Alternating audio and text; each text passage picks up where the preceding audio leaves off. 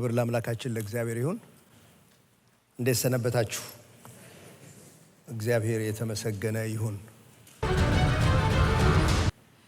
ፊልጵስዩስን መጽሐፍ አጥንተናል ባለፈው ዓመት እንደምታስታውሱት። ፊልጵስዩስ ምዕራፍ 2 ቁጥር 2 ላይ በአንድ ሐሳብ፣ በአንድ ፍቅር፣ በአንድ መንፈስ፣ በአንድ ዓላማ በመሆን ደስታዬን ፈጽሙልኝ ብሎ ጳውሎስ ተናግሯል። እነዚህ አራት ነገሮች ወደ ትዳር ልናመጣቸው እንኳን የምንችላቸው ናቸው። እኛ ከጉባኤ ከአካሉ ህብረት አንጻር ነው የተማማር ነው።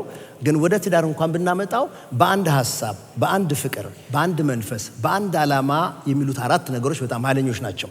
በአንድ ሐሳብ የሚለውን የተከተል ይመስለኛል ቀደም ብለው በነበሩት 3 ክፍለ ጊዜያቶች እንዴት እግዚአብሔር ፍጥረቱን መልካም አድርጎ እንደፈጠረው፣ ኃጢአት እንዴት እንዳበላሸው፣ ይሄ የወንድና ሴት ነገር እንዴት ያማረ እንደነበረ፣ ኃጢአት በመግባቱ ምክንያት ግን እንዴት ተበላሽቶ እንደወደቀ አይተናል። በኋላ ደግሞ እግዚአብሔር ይሄንን በክርስቶስ ሪዲም ለማድረግ ለመዋጀት፣ እንደገና ለማደስ የገለጠውን የእግዚአብሔርን ቸርነትና ጸጋ አይተናል። ይህን ሁሉ አንድ አይነት ሐሳብ እግዚአብሔር በመጀመሪያው ወደሚለው ነገር እንድንመጣ የሚያደርገን ነገር ነው። ወደ ኦሪጂናል ዲዛይን የሚያመጣን ነገር ነው የተነጋገር ነው። ዛሬ በአንድ ፍቅር ወደሚለው ነገር እናተኩራለን።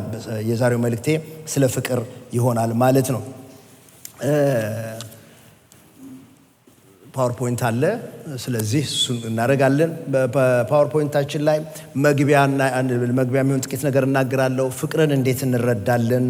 ፍቅርን መግለጥ ያስፈልጋል። ወንድ ለሴት፣ ሴት ለወንድ ፍቅርን እንዴት ይገልጣሉ? ከያዕቆብ እና ከራሔል ሕይወት የተገኘውን ትምህርት፣ እነዚህን ፈጠን ብዬ በቀረኝ ጊዜ ለማካፈል እሞክራለሁኝ። የተበላሸውን የትዳር የወንድና ሴት ነገር በክርስቶስ ከተዋጀ በኋላ ያ ጸጋ እንዲያው የሚሰጠን ሆኖ ሳለ ግን እኛ ደግሞ በኃላፊነት ልንፈጽመው የሚገባ ልንለማመደው የሚገባ ልምምዶች፣ ተግባሮች እንዳሉ ደግሞ እናውቃለን።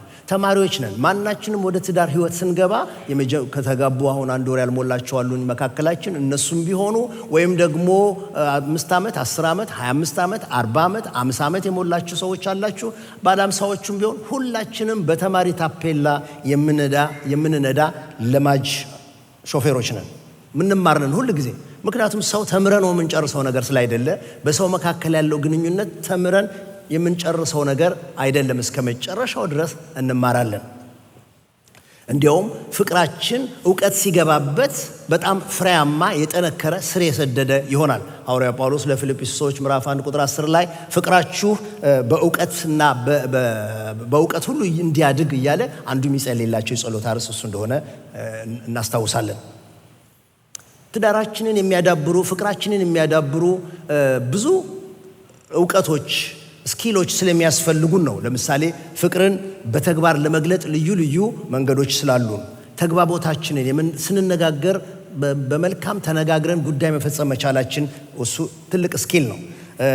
መልካም ልምምዶች አሉ። ይቅርታ መስጠትና መቀበል አይነት ነገሮቹ ማለት ነው። በአንድ ዓላማ ገንዘብን የማስተዳደር ነገር፣ ልጆችን ለጌታ የማሳደግ ነገር፣ እነዚህ ሁሉ የምንማራቸው ነገሮች ናቸው። ስለ ትዳራችን፣ ስለ ህብረታችን ጸንተን ከጠላት ጋር ወይም ጠላት ከሚጠቀምባቸው ሁኔታዎች ጋር መዋጋትን፣ ጦርነትን ሁሉ አብረን የምንማረው ነገር ነውና እግዚአብሔር ትምህርት ለልባችን ይስጥ። የምንማር ሰዎች እንድንሆን እግዚአብሔር ይርዳን። እሱ በጣም አስፈላጊ ነገር ነው። ወደ መግቢያው ገባለሁኝ። ፍቅር ቦታውን በትዳር ወይም በቤተሰብ ውስጥ ለማወቅ ብንፈልግ የፍቅር ቦታው የቱ ጋ ነው ብለን ብንፈልገው እንደ ቤት ካየነው መሰረቱ፣ የቤቱ መሰረት የሚሆነው ፍቅር ነው። አሁን ቤት ስንሰራ በጣም ወሳኝ ፓርቱ መሰረቱ ነው። የቱንም ያህል አሳምረን ብንገነባው መሰረቱ ትክክል ካልመጣ ከንቱ እንደሚሆነው ልክ እንደዚያው ፍቅር ቦታው በዚህ ቤት ውስጥ ብለን ከፈለግን ልክ እንደ መሰረቱ ነው። በጣም ቬሪ ኢምፖርታንት ነገር ስለሆነ ልንጠነቀቅለት የሚገባ ነገር ነው። በጨዋታዎች ከወሰድ ነው፣ ባስኬትቦል ቢሆን፣ ፉትቦል ቢሆን፣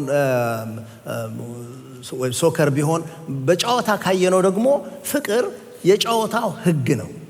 ህጉ ከሌለ ጨዋታው እንደማይኖረው፣ ህጉ ከሌለ አንደርስታንዲንጉ እንደማይኖረው፣ ምን ፈልገውን ነገር ልንፈጽም እንደማንችለው በጨዋታ ከመሰልነው ፍቅር ቦታው የጨዋታው ህግ ነው።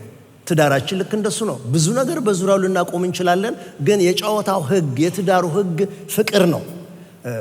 በቤተሰብ ካየነው ባል፣ ሚስት፣ ልጆች ሊኖሩ ይችላሉ። እንደ ፈረንጆቹ ከሆኑ ደግሞ የቤት እንስሳ ልንጨምርበት እንችላለን እና ወይም ደግሞ እንደ ሀገር ቤት ደግሞ ቤተ ዘመዶች ልንጨምር እንችላለን። ይሄ ቤተሰብ የምንለው አካል በቤተሰብ ካየነው የፍቅር ቦታው ግንኙነታቸው ላይ ነው።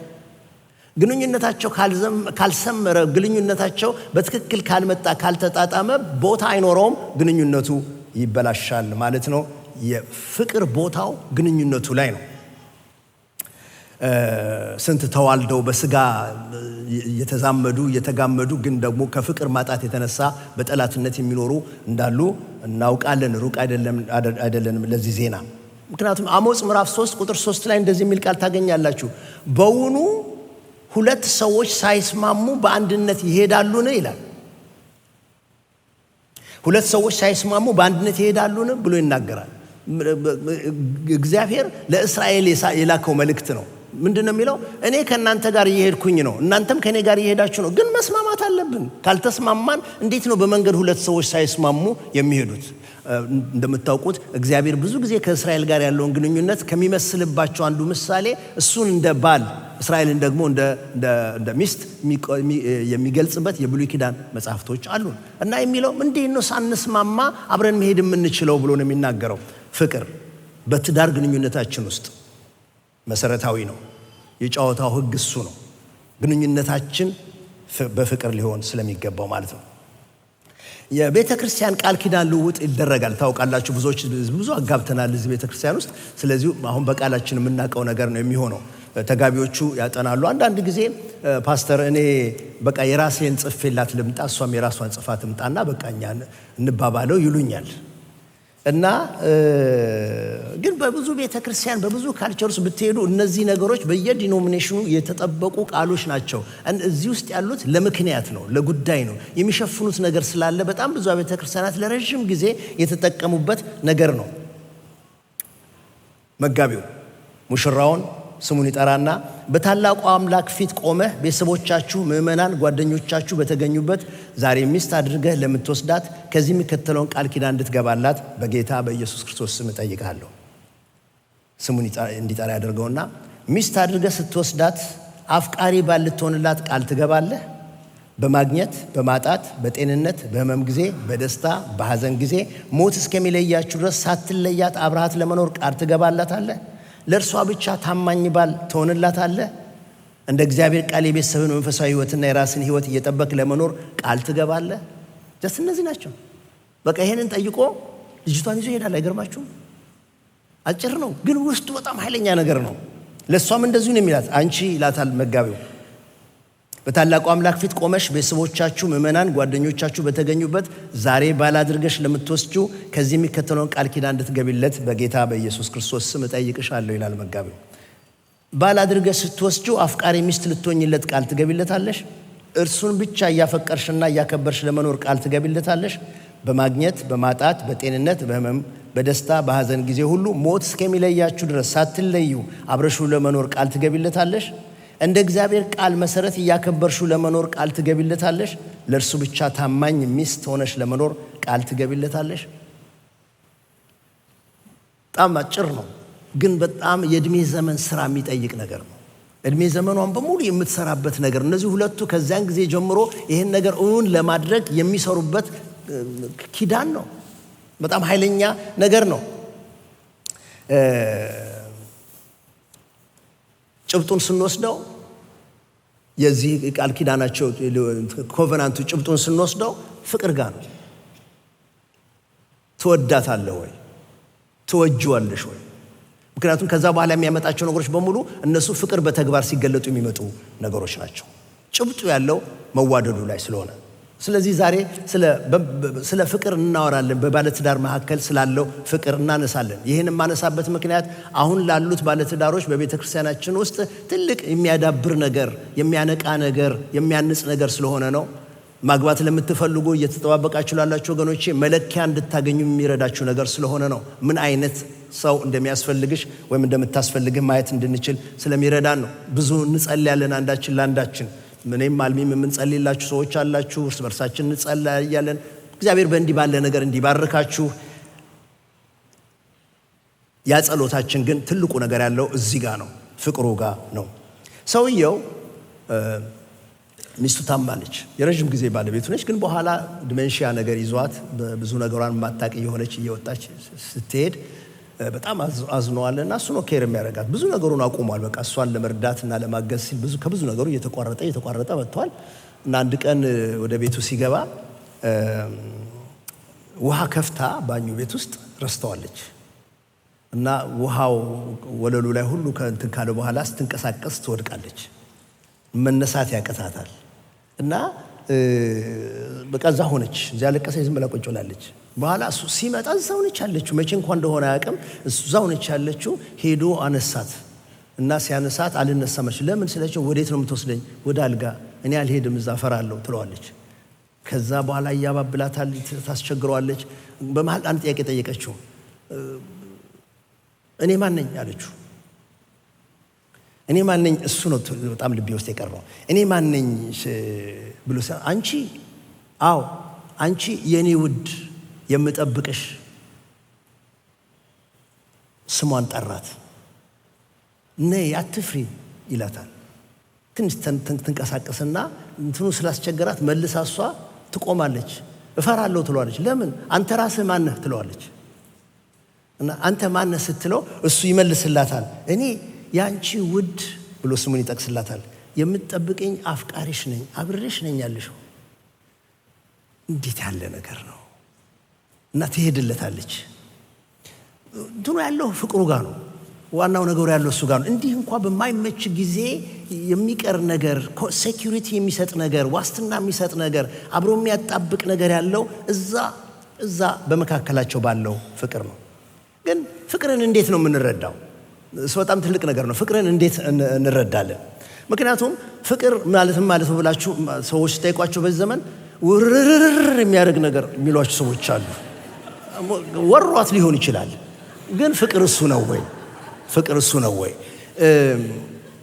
የሆነ ፍቅርን ልክ ሳየው በቃ መሄድ አቃተኝ፣ ውስጤ ወረደ፣ ልቤ ደነገጠ፣ የት እንዳለው ረሳሁኝ ብለው በቃ ወዲያው ወደ ግዑዝነት የተቀየሩ የሚመስላቸው ሰዎች አሉ።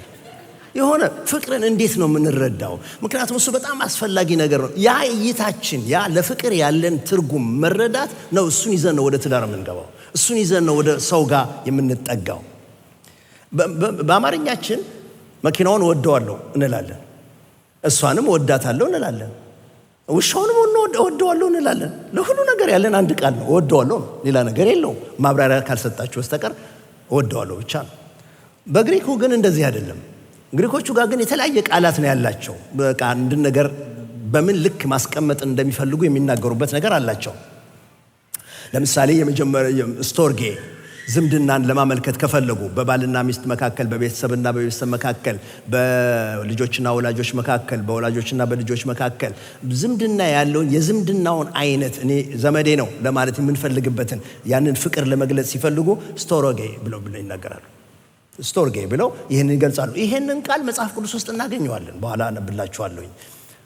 ሁለተኛ ቃል አለው። የግሪኩ ደግሞ ሁለተኛ ሌላ ቃል አለው። እዚህ ጋር ሌላ ቃል ደግሞ አለው፣ ጓደኝነት።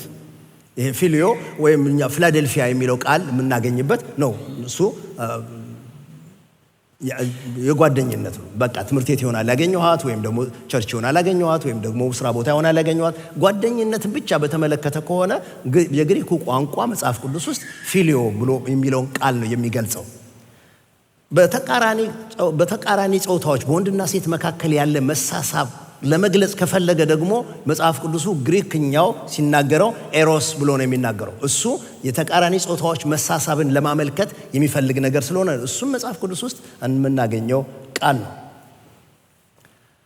ከነዚህ የተለየው ደግሞ ከሰማያዊ የሆነ መለኮታዊ የሆነ ያለ ምክንያት መውደድን፣ የማይገባውን ማፍቀርን፣ መቀበልን የሚገልጸውን የእግዚአብሔርን ፍቅር ለመግለጽ መጽሐፍ ቅዱሱ አጋፔ ብሎ ነው የሚጠራው። እነዚህ አራቱ ብዙ ነገሮቻችንን ይሸፍናሉ። ፍቅርን እንድንረዳበት መጽሐፍ ቅዱስ የሚሰጠን ትምህርት፣ የሚያቀርብልን መንገድ እነዚህ ነገሮች ናቸው። እነዚህን በመጽሐፍ ቅዱስኛ ማየት እንችላለን። ለምሳሌ ስቶርጌን አንደኛ ጢሞቴዎስ ምዕራፍ 1 ቁጥር 31 ላይ እናገኘዋለን።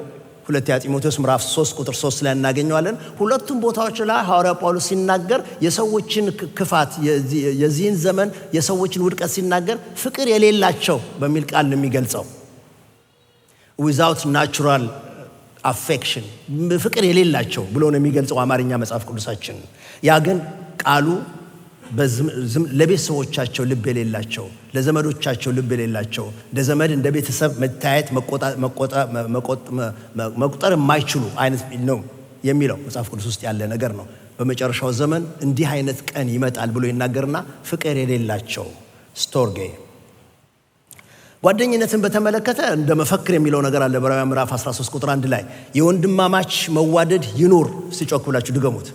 የወንድማማች መዋደድ ይኑር። በጣም አጭርና ጥብቅ ግልጽ የሆነ መልእክት ነው ይሄ። የወንድማማች መዋደድ የሚለው ሮሜ ምዕራፍ 12 ቁጥር 10 ላይ እሱም በወንድማማች መዋደድ ተዋደዱ ብሎ የሚናገረው ክፍል ፊሊዮ ፊላደልፊያ የሚለውን ቃል የሚያመለክተን ነገር ነው የሚሆነው። ኤሮስንም እናገኛለን። ይሄ ምሳሌ ምዕራፍ 5 ቁጥር 19 ላይ እናገኛለን። ዘዳግም 4:25 ላይ እናገኘዋለን። በተቃራኒ ጾታ መካከል ያለውን ነገር የሚያስቀምጥበት ቦታ ነው። ምሳሌ ምዕራፍ 5 ቁጥር 19 እንደዚህ ይላል፣ ምንጭህ ብሩክ ይሁን፣ በልጅነት ሚስትህ ደስ ይበልህ። እርሷ እንደተወደደች ዋላ እንደተዋበች ሚዳቋ ናት። ጡቶቿ ዘወትር ያርኩ፣ ፍቅሯም ሁልጊዜ ይማርክህ። ይሄንን ከሌላው ለይቶ የሚገልጽበት መግለጫ አለው መጽሐፍ ቅዱስ። ያለ ምክንያት የሚወደውን በጸጋ የሚቀበለውን አገልጋይ የሆነውን ፍቅር የእግዚአብሔርን ፍቅር የሚናገርበት ደግሞ አንደኛ ዮሐንስ ምዕራፍ 4 ቁጥር 8 ላይ እናገኘዋለን። ዮሐንስ ወንጌል ምዕራፍ 3 ቁጥር 16 የታወቀ ቨርስ ነው፣ እሱን ላይ እናገኛለን። ሮሜ ምዕራፍ 5 ቁጥር 8 ላይ በልባችን የፈሰሰ የእግዚአብሔር ፍቅር ብሎ የሚናገርበትን እናገኛለን። ኤፌሶን ምዕራፍ 5 ቁጥር 25 ላይ ክርስቶስ ቤተክርስቲያንን እንደወደዳት ብሎ የገለጸበት ክፍል እናገኛለን። አንደኛ ዮሐንስ ምዕራፍ 4 ቁጥር 8 ግን ፍቅር የሌለው እግዚአብሔርን አያውቅም ካለ በኋላ እግዚአብሔር ምንድን ነው ይላል? ፍቅር ነው። እግዚአብሔር ፍቅር ነው ብሎ ይናገራል። እነዚህ ነገሮች በጣም ኃይለኛ ነገሮች ናቸው። ለይተን ልናውቃቸው ይገባል። አስታውሳለሁ በነበርኩበት ቤተክርስቲያን ሙሉ ወንጌል ቤተክርስቲያን ውስጥ ሽማግሌዎች ጋር ቀርቦ ትወዳታለህ ብለው ለጠየቁት ጥያቄ እሱ በጣም ሽማግሌዎች ጋር ሲቀርብ የመጀመሪያው ስለሆነ ቤተክርስቲያን ፊት ነው የቀረበው። መንፈሳዊ መሆን ስለሚያስፈልገው ወዳታለሁ፣ ምናልባት ዓለማዊ ከሆነ በጌታ ፍቅር መጽሐፍ ቅዱስ እንደሚለው ምናምን ውስጥ ገባ ማለት ነው። ፍቅር ቀጥ አድርገን በዚህ መንገድ እንድናየው መጽሐፍ ቅዱስ ይጠይቀናል። ምክንያቱም የመጀመሪያው ይሄ ስቶርጌ የዝምድናው ፍቅር ሲቀር ፍቅር የሌላቸው የሚለው ነገር ተፈጻሚ ይሆናል። ሄርትለስ ምንም ልብ አልባ ይሆናል ማለት ነው ግንኙነቱ በሙሉ። ፊሊዮ የሚለው ፊላደልፊያው ሲቀር ጨካኝ ይሆናል። ምክንያቱም በባልና ሚስት መካከል ጓደኝነቱ መኖር አለበት። ሲጀምሩ በባልና ሚስት ኮንትራት አይደለም መጀመር ያለባቸው፣ ሲጀምር በጓደኝነት ነው። ያ ጓደኝነት ግን አያልቅም። ልክ ሲያገባት አይወረውረውም። ልክ ስታገባው ይዛ አብራ ጓደኝነቱን ይዛ ነው የምትሄደው። እሱ በጣም የሚያስፈልግ ቅመም ስለሆነ በትዳር ግንኙነት ውስጥ እሱን ካጠፋ ነው የውል ኮንትራት ስለሚሆን ይሄን አድርጌ ይሄን አድርጋለሁ አይነት ነገር ስለሚሆን ጨካኝ የሆነ ይመጣል። ኤሮስ የሚለው አስፈላጊ ነው አይደለም የሚለው አይደለም። አሁን እየተዋየሁት ያለሁት ኤሮስ የሚለው እሱ ነገር በራሱ ግን ግብ አይደለም። የትዳራችን ግቡ እሱን ማግኘት አይደለም። የትዳሩ መሰረት እሱ አይደለም። መሰረቱ ፍቅር ነው። ግብ አይደለም፣ መሰረት አይደለም። ግን እግዚአብሔር ቃል በጣም ግልጽ ነው። ለጸሎት ካልሆነ በስተቀር እርስ በርሳችሁ አትከላከሉ ስለሚል በጣም ግልጽ ነገር ነው። እንዲያውም እዛው ቆሮንቶስ መጽሐፍ ላይ ማንም የራሱ ገላ የራሱ እንዳይደለ የባልንጀራው እንደሆነ ግን ግልጽ አድርጎ ስለሚናገር ማለት ነው። ግን እግዚአብሔር የፈጠረው ነገር ነው። ነገሩ እሳት ነው። እደግመዋለሁ፣ ነገሩ እሳት ነው። በእውቀት ትጠቀምበታለህ፣ በእውቀት ብዙ ነገር ትሰራበታለህ። ግን ደግሞ ቤት ሆኖ ግን እሳት ውስጥ መኖር አትችልም። እንትኑ ያስፈልጋል፣ ግን ደግሞ ልባምነት ይጠይቃል። እሱ በሌለበት እሱ በሚጎድልበት ቦታ ላይ ብዙ ነገር ይበላሻል ማለት ነው። ቤት መሆን አይችልም። አጋፔ የሚለው የእግዚአብሔር ቃል የሚለው እሱ ከሌለ የምንዋደድበት መዋደድ መለኮታዊ ፍቅር ባለበት አይነት ነገር ካልሆነ ዝም ብለን ከላይ በጠቀስናቸው በሶስቱ ብቻ የምንራመድ ከሆነ በጣም ራስ ወዳድ ነው የምንሆነው። ምክንያቱም በቃ ተፈጥሯችን እሱ ስለሚሆን ራስ ወዳዶች ነው የምንሆነው። ወይ ባል ወይ ሚስት ራሱን ወዳድ ይሆናል። ሁልጊዜ ሁከት ይኖራል እና እንደዚህ አይነቱ ደግሞ አምባጓሮ ያለበት ቦታ አጭር ይሆናል ማለት ነው እድሜው። እና እነዚህ ነገሮች በጣም አስፈላጊዎች ናቸው፣ እንድንረዳው ያስፈልጋል። ፍቅር ስሜት ብቻ በቃ ሞቅ የሚል ነገር በየጊዜው ቅድም እንዳነሳናት የሚወር ነገር ወይም ያደነዝዝ የሚያፈዝ ነገር አይነት ነገር ብቻ ሆኖ ስሜት ብቻ መሆን አይችልም። ፍቅር ከዚያ ከፍ ያለ ነገር ነው። ምን ማለት ነው ፍቅር ማለት? ፍቅርን እንዴት ነው የምንረዳው? እንደዚህ ማሰሪያ የሚሆንልን ነገር አንድ አረፍተ ነገር ብናገር ደስ ይለኛል። ወደሚቀጥለው ነጥብ እሄዳለሁ። መጽሐፍ ቅዱሳዊ ፍቅር ማለት በፈቃደኝነት ከስሜት ጋር ስለሌላው የሚፈጸም ተግባር ነው። ይሄ የእግዚአብሔሩ ፍቅር በመጽሐፍ ቅዱስ የምናገኘው ፍቅር ፈቃደኝነት አለበት፣ የኔ ዊል አለበት፣ የኔ ዊሊንግነስ አለበት። ግን ደግሞ ስሜት አልባም አይደለም። ደስ የሚለኝ ጊዜ አለ፣ የማዝንበት ነገር አለ። ያ ስሜት ሊኖረው ይገባል።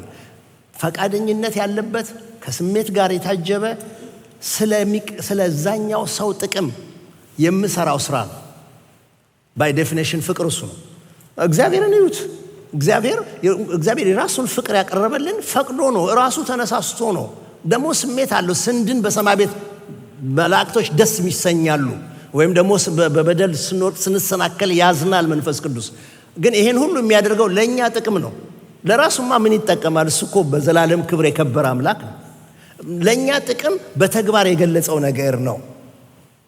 ፍቅር ከፈቃዴ ጋር የተያዘ ነገር ነው። ስሜቴ የምገልጽበት ነገር ነው። ስለ ሌላው ስለ እሷ የማደርገው የተግባር ምላሽ ነው። ስራ ነው በሉ ሲጮኩላችሁ፣ ስራ ነው። ምሳሌ ምዕራፍ 27 ቁጥር 5 ላይ የተገለጠ ነገር መጽሐፍ ቅዱስ ይወዳል። ስለዚህ ምን ይላል? የተገለጠ ዘለፋ ከተሰወረ ፍቅር ይሻላል ብሎ ይናገራል። ከወደድካት ከወደድሽው፣ እኔ ከወደድኳት ከወደደችኝ፣ ይሄ ነገራችን ያልተገለጠ ሆኖ የተሰወረ ሆኖ ሙያ በልብ ሆኖ ከሚቀመጥ ዘለፋው ይሻላል ብሎ ነው የሚናገረው። ዘለፋው ትክክል ከሆነ ፍሬ ስለሚኖረው ማለት ነው። ፍቅር መግለጥ ያስፈልጋል። ሊገለጥ ግድ ይላል። ከሚሰወር የተገለጠው ዘለፋ ስለሚሻለው፣ ከተሰወረ የተሰወረው ዘለፋ ስለሚሻለው። ለዚህ ነው ጌታችን ኢየሱስ ክርስቶስ ምሳሌ ሲሆነን ዮሐንስ ወንጌል ምዕራፍ 13 ቁጥር 1 ላይ የሚለው ቃል አለ እኮ። ኢየሱስም ከፋሲካ በዓል በፊት ከዚህ ዓለም ወደ አብ የሚሄድበት ሰዓት እንደደረሰ አውቆ በዚህ ዓለም ያሉትን ወገኖቹን የወደዳቸውን እስከ መጨረሻው ወደዳቸው። እንደሚሄድ አውቆ እስከ መጨረሻው ድብን አድርጎ ወደዳቸውና ወዳቸዋለሁ እያለ አልተቀመጠም። ብድግ ብሎ ጨርቅና ሳህን ወስዶ እግራቸውን ያጥብ ጀመር ብሎ ይናገራል። በሆነ መንገድ ያ ፍቅር በባልና ሚስት መካከል ያለው ፍቅር ሊገለጥ ስለሚያስፈልገው፣ በተግባር ስለሚያስፈልገው እሱ የወደዳቸውን እስከ መጨረሻው ወዷቸው ሳህን እና ውሃ አነሳ ይላል። አንደኛ ቆሮንቶስ ምዕራፍ 13 በጣም የታወቀ ክፍል ነው። እንደምታውቁት ስለ ፍቅር የሚናገር ነው። ስለ ፍቅር የሚናገር ክፍል ነው። ወደዛ መጽሐፍ ቅዱስ ከያዛችሁ ወደዛ ብንሄድ ደስ ይለኛል። ጥሩ አድርጎ ፍቅርን ሐዋርያ ጳውሎስ የገለጠበት ክፍል ነው። ፍቅር ከሌለ ሰውየውም አገልግሎቱም ከንቱ ሊሆኑ እንደሚችሉ ይናገራል። ምዕራፍ 13 ቁጥር 1 በሰዎችና በመላእክት ልሳን ብናገር ፍቅር ከሌለኝ እንደሚጮህ ናስ ወይም እንደሚሸዋሸው ጽናጽል ሆኛለሁ። ትንቢት ቢኖረኝ ምስጢርንም ሁሉና እውቀትን ሁሉ ባውቅ ተራሮችንም እስካፈልስ ድረስ እምነት ሁሉ ቢኖረኝ ፍቅር ግን ከሌለኝ ከንቱ ነኝ። ድሆችን ልመግብ ያለኝን ሁሉ ባካፍል ስጋዬንም ለእሳት መቃጠል አሳልፌ ብሰጥ ፍቅር ግን ከሌለኝ ምንም አይጠቅመኝም። ከቁጥር 1 እስከ 3 ድረስ ፍቅር ከሌለ ከንቱ ነኝ፣ አገልግሎቱም ከንቱ ነው የሚሆነው ይልና ከዚህ በኋላ ግን ያለው ነገር በተግባር የሚገለጹ ነገሮች ናቸው። ፍቅር እንደዚህ ነው በተግባር የሚገለጸው። ፍቅር ይታገሳል፣ ቸርነት ያደርጋል፣ አይቀናም፣ አይመካም፣ አይታበይም፣ የማይገባውን አያደርግም፣ የራሱን አይፈልግም፣ አይበሳጭም፣ በደልን አይቆጥርም። ደግሞ ስሜቱን ይናገራል፣ ከእውነት ጋር ደስ ይለዋል፣ እንጂ ስላመጻ ደስ አይለውም። ሁሉን ይታገሳል፣ ሁሉን ያምናል፣ ሁሉን ተስፋ ያደርጋል፣ በሁሉ ይጸናል። ፍቅር ይሄ ነው።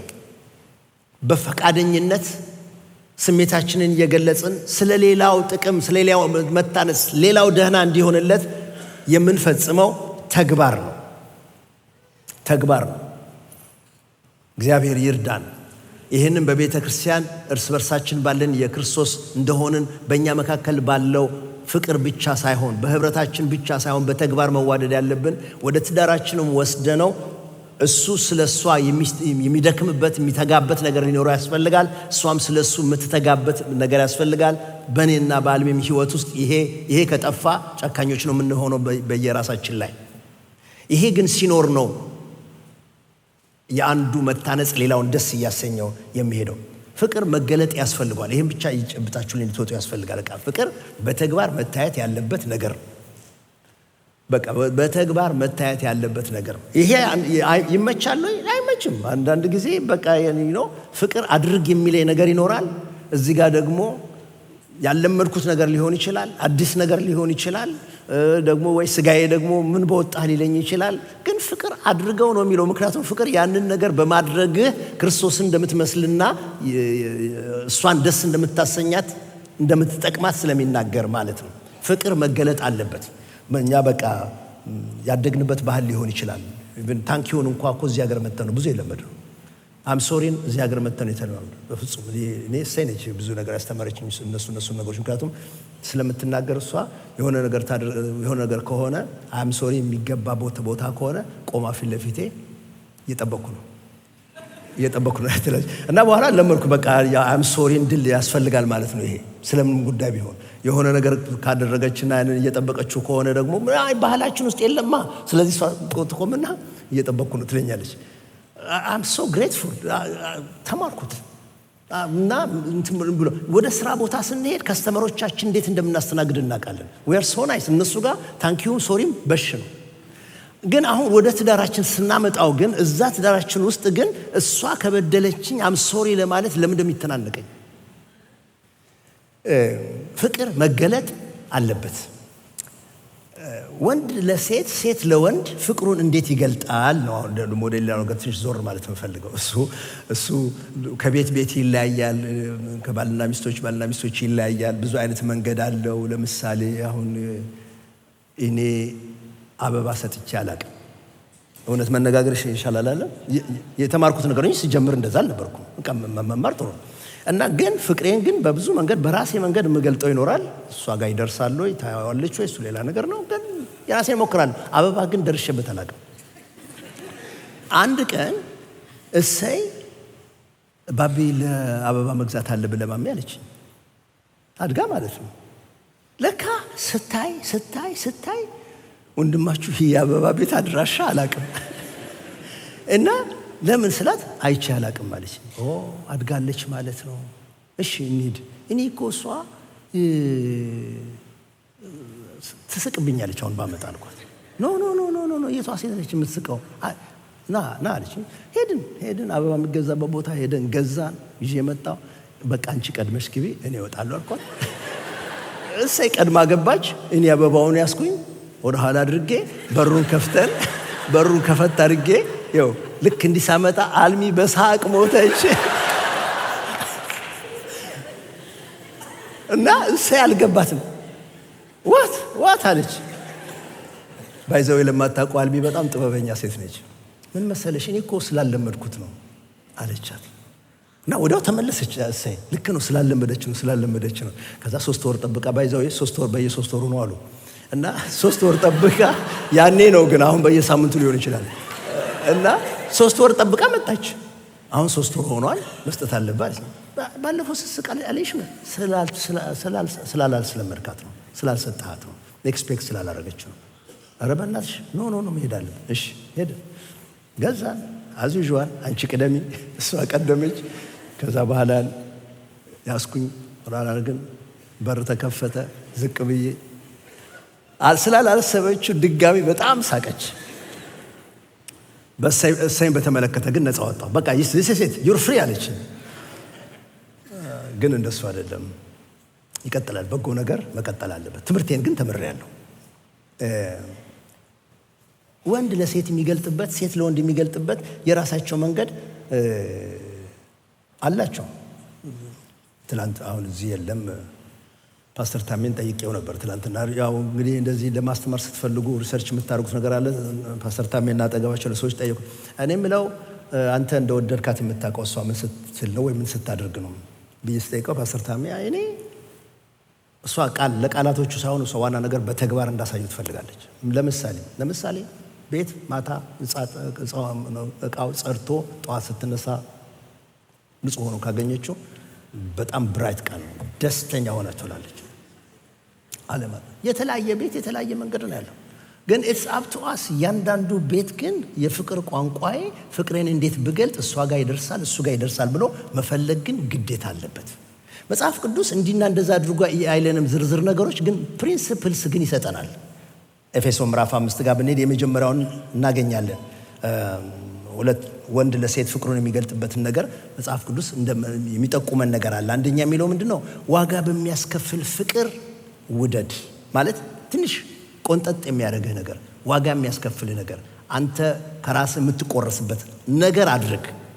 ክርስቶስ ቤተ ክርስቲያንን እንደዚህ ስለሆነ የወደዳት እንደ ገዛ ስጋ አድርገ ልክ አንተ ለራስህ ልታረግ የሚገባውን ነገር ያንን ነገር አድርግላት። አንተ ሻይ መጠጣት ትፈልጋለህ? ሻይ አቅርብላት።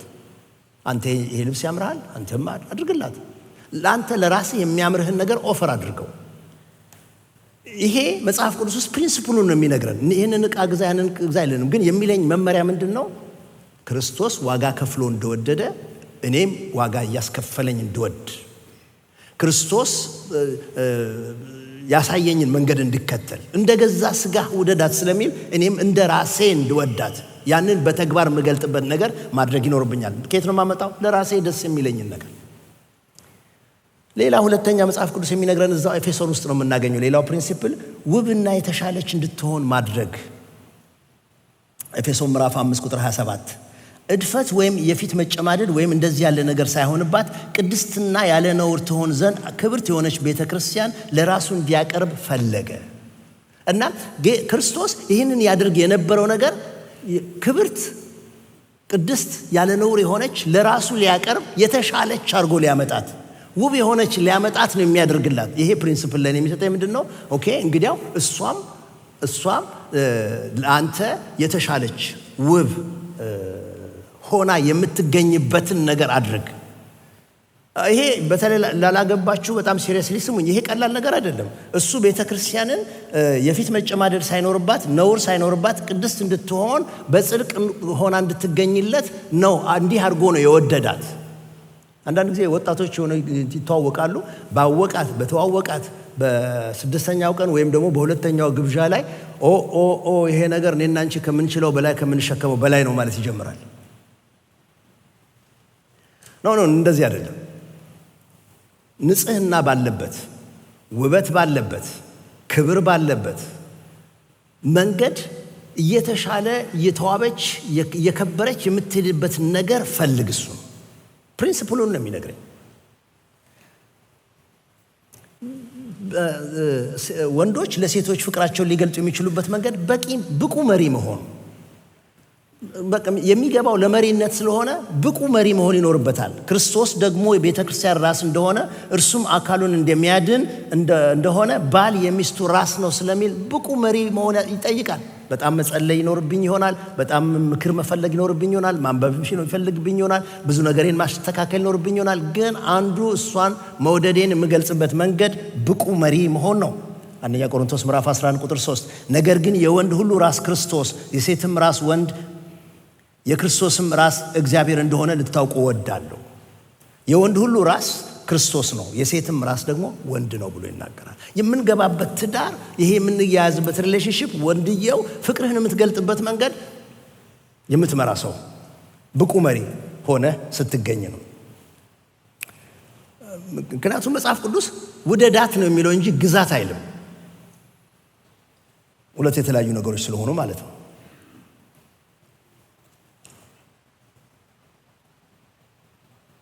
ብቁ መሪ መሆን አለበለዚያ መምራት የማይችል ከሆነ እንዴት ነው በኋላ ልጆች መጥተው ልጆቹን የሱን የሚመስሉ አድርጎ የሚያወጣው?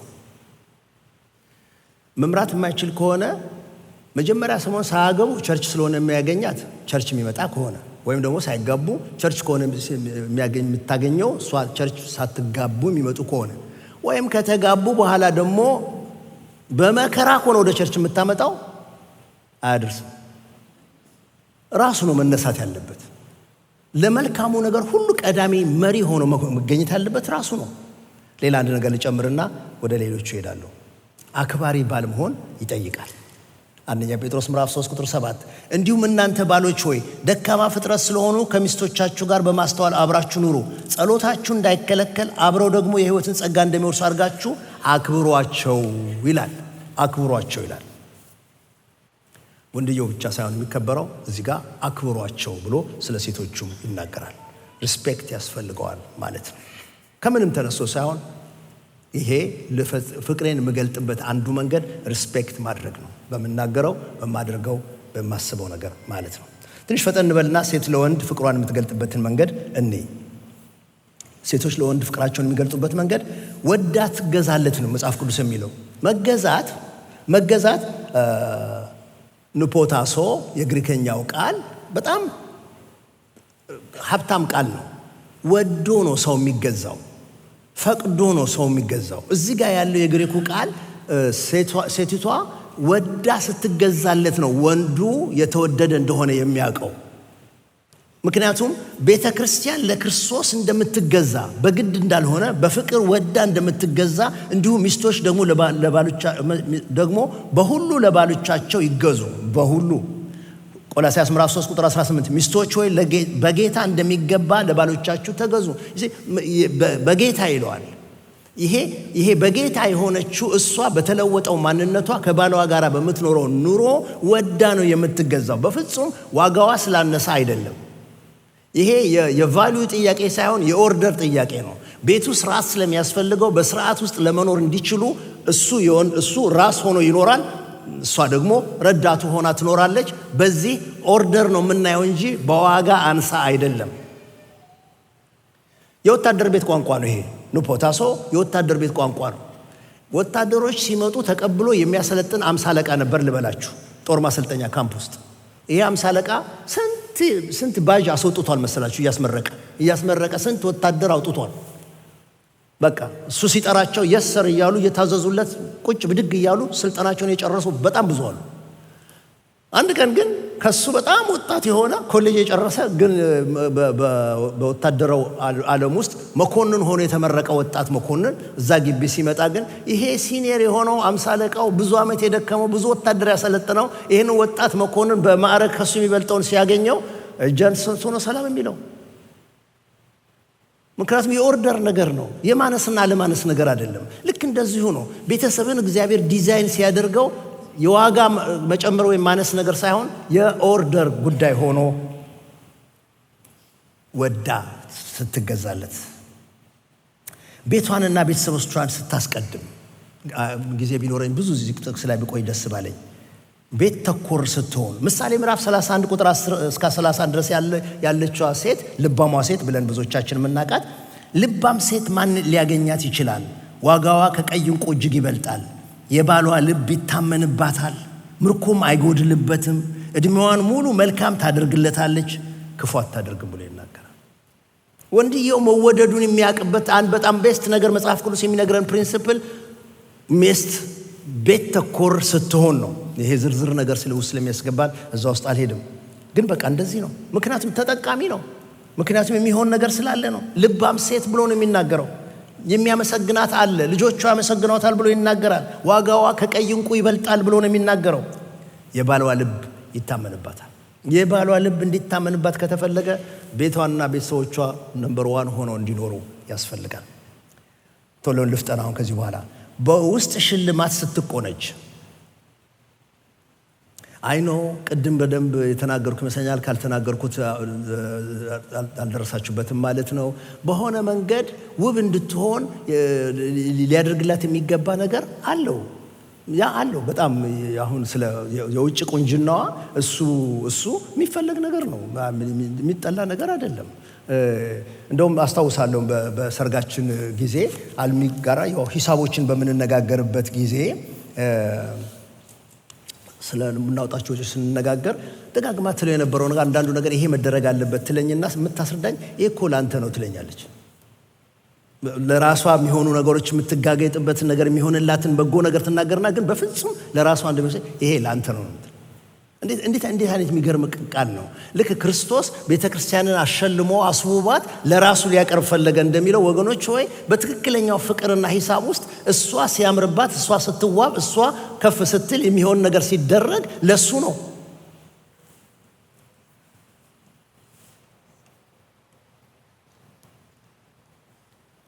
ወንድየው ግን እንደሚፈልገው የውስጥ ሽልማት አንደኛ ጴጥሮስ ምዕራፍ 3 ቁጥር 1 እስከ 7 ድረስ በውጭ የሆነ ሽልማት አይሆንላችሁ፣ ነገር ግን በእግዚአብሔር ፊት ዋጋው እጅግ የከበረ የዋህና ዝግተኛ መንፈስ ያለውን የማይጠፋውን ልብስ ለብሶ የተሰወረ የልብ ሰው ይሆንላችሁ። እንዲህ በቀድሞ ዘመን በእግዚአብሔር ተስፋ ያደረጉትን ቅዱሳት ሴቶች ደግሞ ለባሎቻቸው ሲገዙ ተሸልመው ነበረና ብሎ ይናገራል። ወንድየው አትራክትድ የሚሆነው መወደዱን የሚያቀው በእንትኖቹ አይደለም፣ በውጪ ባሉት ነገሮች ዋጋ ሳይሆን ወንድየው መወደዱን የሚያቀው በውስጥ ባለ ቁንጅና ነው፣ ውስጥ ባለው ውበት ነው። ውስጥ ያለው ውበት ሰውየውን የተወደደ እንዲሆን ያደርገዋል። በምን አይነቱ? የዋህ በሆነው መንፈስ፣ ዝግተኛ በሆነው መንፈስ፣ የማይጠፋ ለብሶ መገኘት፣ የልብ ሰው ሆኖ መገኘት። እንደዚህ አይነቶቹ የቀድሞዎቹ እናቶች፣ የቀድሞዎቹ ቅዱሳት ሴቶች ለባሎቻቸው የተገዙ የተሸለሙት በውስጥ አይነት ጌጣጌጦች ነበሩ፣ በውስጥ ጌጣጌጦች ነበሩ። ጊዜ ቢኖረን የዋህ ምንድነው፣ ዝግተኛ የሚለው እንደምላችሁ ወርድ ስተዲ ብናደርግ ብናጠናው እንደርስበታለን። እነዚህ በውስጥ ክርስቶስን የምንመስልባቸው፣ መመለስ እየቻለ ሳይመልስ የሚቀርበት፣ አጸፋ ማድረግ እየቻለ ሲቶ ይቅርታ ማድረግን ሲማር፣ የበለጠ ኤክስትራ ማይሉን መሄድ ሲፈልግ፣ እነዚህ የውስጥ ባህሪያቶች ናቸው እወድሃለሁን ግልጽ የሚያደርጉት። የሚቀጥለው ስትረዳው፣ ረዳት ብሎናል እግዚአብሔር ሲፈጥራት። እግዚአብሔር አምላክም አለ ሰውን ብቻው የሆኑን ዘንድ መልካም አይደለም፣ የሚመቸው ረዳት እንፍጠርለት።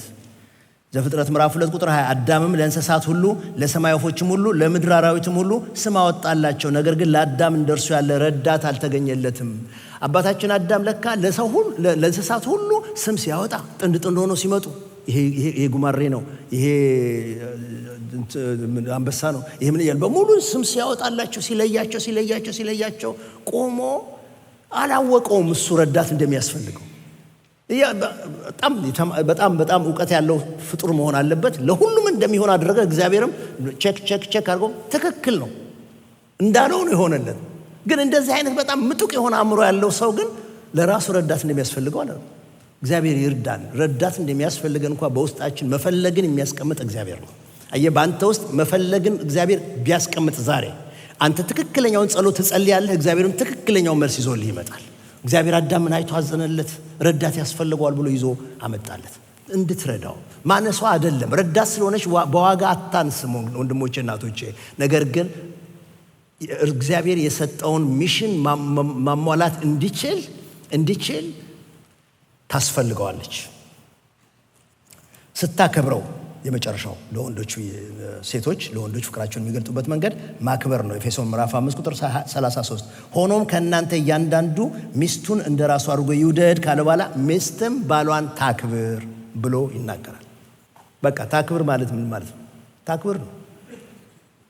ነገራቸዋለሁ። አንድ ቀን ሌዊ እሰይን ልጆች ናቸው ሲናገር አሰማሁትና ና ታላቅ ነች እኮ ለምን ደሞ አታከብራት ብዬ ስለው በተኮላተፈ እንደወጡ አክብላት ነበር አለኝ። አልከበረችም ማለት ነው። ነው ታክብረው ነው በቃ የሚለው ጀስት ታክብረው ነው የሚለው። እንግዳ ነገር አይሁንብን። በጌታ ላለ ለኛ እንግዳ አይሁንብን። ለምን? ክርስቶስ እንዴት አባቱ እንዳከበረን እናውቃለን። ቤተክርስቲያን እንዴት ወዳ ለጌታ እንደምትገዛ እናውቃለን። እዚህ ጋር ያለው ማክበር ማለት ልኩንና መሰረቱን ስለምናውቀው በእኛ ዘንድ እንግዳ መሆን የለበትም። ዛሬ በብዙ ሰው ስም ነው የጠራሁት። ፓስተር ዮሴፍ ከኛ ጋር በሚያገለግልበት ጊዜ እየሄደ የወዲት ከስራ ጨርሳ ሳትመጣ ቤት እየሄደ ምግቡን ጠረጴዛ ላይ ሞልቶ ደርድሮ ይጠብቃል። እና አንድ ቀን ነገረኝ፣ እንደዚህ ያልኩ ነው ጌታ ይባርክ ጥሩ ነው አልኩት። ባላረገውም የሚያደርግ ሰው ሳገኝ አመሰግናለሁ። እና ሁለተኛ ቀን ደግሞ አደረገው፣ ሶስተኛው ቀን፣ አራተኛው ቀን እና ሄዶ ሲጨርስ ሲመጣ ይነግረኛል። እኔም ጌታ ይባርክ እለዋለሁ። አንድ ቦታ ላይ ግን ጥያቄ መጣብኝ። እኔ የምለው ፓስተር አንተ እንደዚህ አድርገህ ስትጠብቅ እሷ ምን ትልሃለች አልኩት። በቃ የእሷን ደግሞ ሳይድ መስማት ፈልጌ ምን ትለኛለች? እንደ ሳራ ጌታዬ ነው እንጂ አለኝ። ጌታዬ ትለዋለች ማለት ነው። ያ ውጤት አለው። ወደዛ ደረጃ ነው የምንደርሰው። በቃ ታክብረው ነው ብሎ ነው የሚናገረው። ለመዝጊያ እንዲሆነን የማስበው ከያዕቆብና ከራሔል ሕይወት የተገኘ አንድ ነገር ከሁለቱ ልናገርና እያጠቃለልኩኝ እመጣለሁ። እናውቃለን ያዕቆብ እና ራሔል የተገናኙት የቱ ጋ ነው?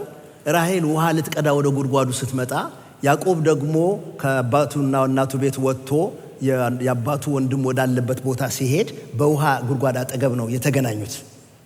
እና ያጎቱን ቤት ስለማያውቀው ያጎቱ ዘመዶች ገና ብዙ ስላልተገናኛቸው ማን እንደሆኑ ስለማያውቅ ግን በውስጡ ያለ ጥያቄ አለ። የቷት ሆን ምናምን ነገር እንደዚህ ውሃ ጉድጓድ አጠገብ የመጡ አሉ፣ ውሃ ሊቀዱ የመጡ ሴቶች አሉ። እና ጠየቀ፣ ላባን ታውቁታላችሁ ወይ? አዎ እናውቀዋለን፣ እዚህ ጋር ያለው ቤቱ። እንደውም ያው መጣች እሱ ልጅ ነች ብሎ አስተዋወቁት። በጣም ደስ አለው። ከዛ በኋላ ረዳቸው ሌላ አጀንዳውን ትቶ ሌላ ጉዳዩን ትቶ አሁን የሚያስፈልገው መርዳት ነው። ድንጋዩን አንከባሎ ከብቶቹ እንዲጠጡ ሴቶቹም እንዲጠጡ ሁሉን ነገር አድርጎ አመቻችቶ ነው። ራሔል ተጠመጠመባት፣ አለቀሰ፣ ዘመድ መሆኑን ነገረ። ባይዘን እሷ ገና ሳትጠየቅ ብዙ ማውራት ጀምራለች። ምክንያቱም ሰውየው ከቃል ይልቅ ተግባር ስላስቀደመ በተግባር ድንጋዩን አንከባሎ ውሃ ጠጥቶ በትህትና ሰርቶላቸው ሴቶቹ እንዲያደርጉለት ሳይሆን እሱ እያደረገ እያገለገለ ስለሆነ የመጣው ራሔል ስትጠየቅ በደንብ አድርጋ ዘገዘከች። ይሄ ለወንድሞች ጥቆማ ነው። ስራ አስቀደመ። ከዛ ወደ ቤት ሄዶ ታውቁት የእናቱ ወንድም አጎቱ ተቀበለው፣ ደስ አለው። በቃ እኛ ጋር ትኖራለህ ቦታ በተሰጠው። አንድ ቀን ሲያይ ይገርማቸዋል። አንዳንድ ጊዜ ለአንዳንድ ሰው አይኖቻችን ይከፈታሉ። ሲያያት ውሃ ጉድጓዱ ጋር ያወቃት ራሔል አሁን ቤት ገብቶ ሲያያት አይኗ ትልልቅ ነው፣ ጉንጯ ደስ ይላል፣ ስትስቅ ባልከደነችው ጥርሷ ይላል። እየወደዳት መጣ። በቃ ወደዳት እና አትራክትድ ሆነ እና ሄዶ ለላባ ነገረው። እባክህን እኔችን ልጅ ብሏል። ምንም ችግር የለም 7 ዓመት ትገዛልሃል። ምን ይላል? እንደ አንድ ቀን ሆነለት ብሎ የሚናገረው 7 ዓመት እንደ አንድ ቀን ሆነለት። ምንም አልተቸገረም። ቀጥ ብሎ ራሔልን ለማግኘት ስትገባ ስትወጣ እያያት በሰላም ያውልሽ በሰላም ያሳድርሽ እያለ 7 ዓመቱን ጨርሶ 7 ዓመት መጨረሻ ላይ አገኛት። 7 ዓመት መጨረሻ ላይ ሰርግ ተደግሶ ማታ ምን አይነት መብራት እንደሆነ አላውቅም። ማታ ሲያድርገን ያገኘው እህትየዋን ነው። ምንድነው እህትየዋን የሰጠኸኝ ብሎ ጠዋት አባትየው ጋር ሲሄድ እኛ ሀገር እኮ ትልቋ እያለች ትንሿ ስለማታገባ ብዬ ነው። አታውቅም እንዴ? በቃ እርሷን እሰጥሃለሁ፣ ምን ችግር አለ? ቃል ገብቼ የለም ሌላ 7 ዓመት እሺ አይልም መሰላችሁ? ይሄ ፍቅር ሳይሆን ኮረንቲ ነው የእውነት። ምክንያቱም ሌላ 7 ዓመት ደግሞ ይገዛል እንዴ? 14 ዓመት እንደ አንድ ቀን ሆነለት ብሎ ነው የሚል እግዚአብሔር ቃል የሚናገረው። በቃ ደስ እያለው ተገዛ። ማንኛውም ትዳር ችግር እንደሚገጥመው የሱም ቤት ችግር ነበረው።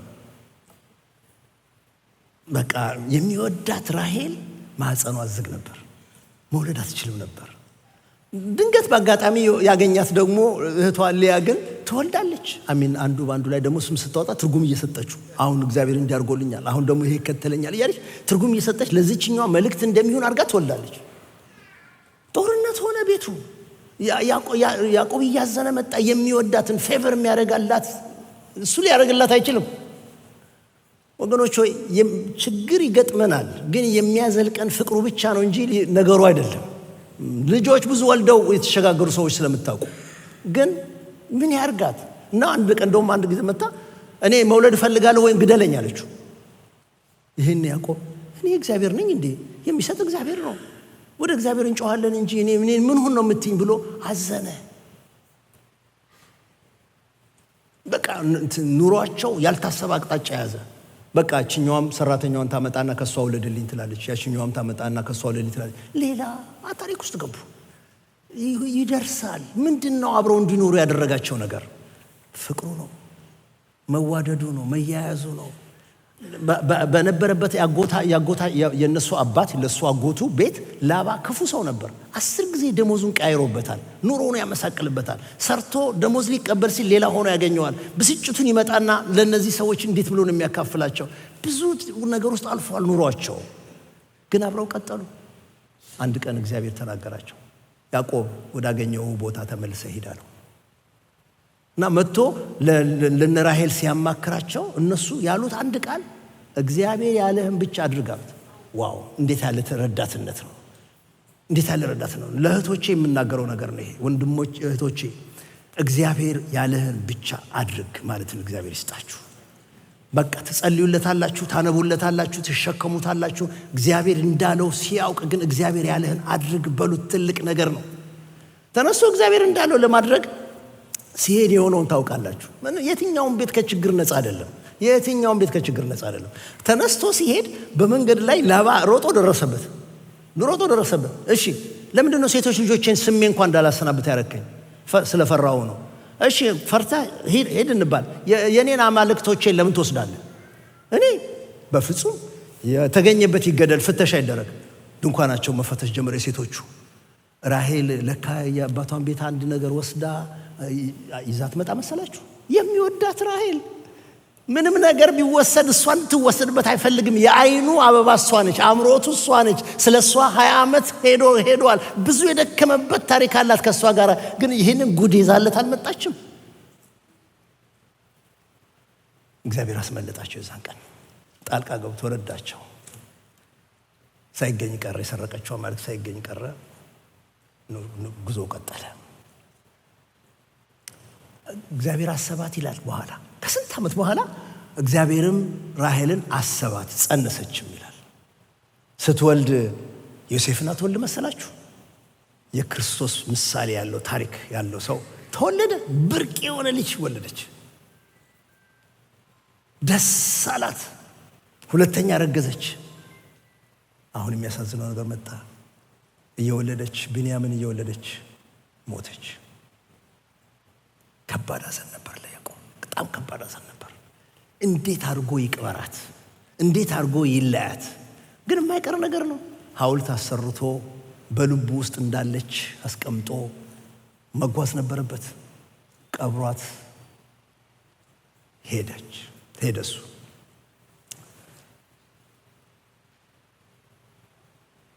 የራሔል ነገር በጣም ውስጡ ያለ ነገር ነው። አንጀቱን የሚበላው ነገር ነው። የዮሴፍ ወንድሞች ዮሴፍን ለነጋዴዎች ሲሸጡና ሞተዋል ብለው በሐሰት ከያዕቆብ ሲለዩት ያዕቆብ ከእንግዲህ በኋላ አልጽናናም ብሎ የምሩን ነበር ያለቀሰው። ስለ ዮሴፍ ብቻ ሳይሆን ከሚወዳት ሴት ያገኘው ልጅ ነው። የእሷ ማስታወሻ እሱ ነበረ። ሐውልቱ ሳይሆን እሱ ጋር ነበር የነበረው ነገር። እሱን ወሰዱበት። አልጽናናም ከእንግዲህ በኋላ ወደ መቃብር የሚሄደው እንደዚህ ያዘንኩ እያለቀስኩ ነው የሚሄደው ብሎ አለ። ደግሞ አንድ ቀን መጡና ግብፅ ሄደን ያገኘነው ያ አለቃ ሰውዬ ወንድማችሁን አምጡ አለን። ማንን? ብንያምን ትንሹ ወንድማችሁን ካላመጣችሁ አይሆንም አለ። አይሆንም አለ። ራሔል የመጣችበት ነው የሚመስለኝ። አይሆንም አለ። ቁጭ አሉ። ረሃቡ እየጠነከረ ሲሄድ ምን ይሻላል እዚህ ቁጭ ብለን ከምንሞት ለምን ብንያምን አንሰጠውም? ያኔ ተናገረ ያዕቆብ። ለምን ወንድም አለን አላችሁ? ዮሴፍን አውሬ በልቶታል አላችሁ። አሁን ደግሞ ይሄን ልትወስዱብኝ ነው። ከዛ ምንድነው የሚቀረኝ? ልክ ነው። እነዚህ የራሔል ማስታወሻዎች ናቸው። የፍቅሩ የልቡ ነገር ማስታወሻዎቹ ናቸው። ህይወት ብዙ ችግር አለው። በጣም ብዙ ውጣ ውረድ አለው ወገኖች። ስለማናችንም ኃጢአትና በደል አይደለም። በምድር ላይ ነው ያለነው፣ በወደቀ ዓለም ውስጥ ነው ያለነው። መልካም ነው ያለው ነገር ብዙ ችግርና ፈተና ይገጥመዋል። ግን በዚህ ውስጥ አብሮ የሚያዘልቀን ነገር ያለው ፍቅሩ ነው። የሚያጸናን ነገር ያለው ፍቅሩ ነው። ፍቅሩ ሲናጋ ወገኖች ሆይ ብዙ ነገር ይናጋል። ማጠቃለያ መጽሐፍ ቅዱሳዊ ጋብቻ የሚጸናው ግልጽ በሆነ በፈቃደኝነት ላይ የተመሰረተና ስሜት የታከለበት ስለሌላው ጥቅም ሲባል በመስዋዕትነት የሚፈጸም ተግባር ነው። እንደ ክርስቶስ ባለ ፍቅር መጽሐፍ ቅዱሳዊ ጋብቻ የሚጠናከረው ፍቅር ሆን ተብሎ ሲተገበር ነው። በሁለንተና ሲገለጽ እና ክርስቶስን የሚያሳይ ሆኖ ሲገኝ ነው። አሜን። ቅድም እንዳልኳችሁ እኛ ባህላችን አይፈቅድም። እዛ ጁፒተር ሮድ እያለን አንድ ቦታ ነበረኝ። ምናልባት በዛን ዘመን የነበረ ሰዎች ካልነቃችሁብኝ በስተቀር በፎቅ ነበረው። ፎቁ ወደ ፓርኪንግ ሎቱ ነው የሚያሳየው። ስለዚህ እኔ በወጣቶቹ በኩል ሄድና ፎቁ ላይ ቆማለሁ። እዛ ላይ ስቆም አያለሁ ነው የምላችሁ። አንዳንዱ ይመጣና በር ይከፍትላታል፣ አስገብቷት ዘግቶ እንደገና ዞሮ ደግሞ ለራሱ ይገባል። ይሄ ብቻ ሳይሆን ከወጣቶቻችንም በዛውም ሴት ልጄን መጠበቂያ ይመስለኛል በር የሚከፍቱትን ሁሉ አያለሁ። ፍቅር የሚተገበር ነገር ነው። ልንለምደው የሚገባ ነገር ነው። ስኪል ነው። እንደ ኳስ ጨዋታ መለማመድ እንደሚጠይቅ፣ እንደ ጊታር መለማመድ እንደሚጠይቀው ልንለማመደው የሚገባ ነገር ነው። ተፋፍረን የምንተወው ነገር አለ። ልናደርግ የሚገባ ነገር ነው። አይዞኝ ተባባሉ። ፍቅራችንን መግለጥ ይኖርብናል። እያመመን ዋጋ እየከፈልንበት እየተለማመነው ልንሄድ የሚገባ ነገር ነው።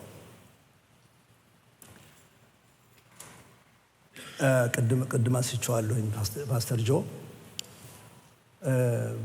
በምንድን ነው ታዲያ እንደምትወዳት የምታውቀው ብዬ ጠየቅኩት። አይ እሷ በቃ ይህን ሳድርግላት ይመስለኝ ነበር አለ። እና እሱ አይረዳህም ስለው አይ አንድ ቀን ጠየቅኳት፣ ይህ ስምሰራው ብዬ ስጠይቃት እሱማ እኔም ስለምሰራ ግዴታህን እየተወጣህ ነው የሚመስለኝ አለችው።